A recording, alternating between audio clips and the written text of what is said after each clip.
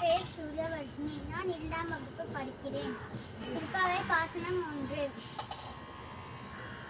மார்கழி திங்கள் மதி நிறைந்த நன்னாளார். மார்கழி திங்கள் மதி நிறைந்த நன்னாளார். நீராத போது இதோ நீரிலேயே நீர் மல்கும் ஆய்காரே செல்வ சிறுநீர்கள் ஊர்வல் கொடுந்தொழியன் நந்தகோபன் குமரன் ராத கண்ணி யசோதே இளஞ்சிங்கம் கார்மேல் சிங்கன் கதிர்மதியம் போல் முகத்தால் நாராயணனகே நமக்கே பறை தருவார் காற்போர் புகழ எறிந்தேலோங்கி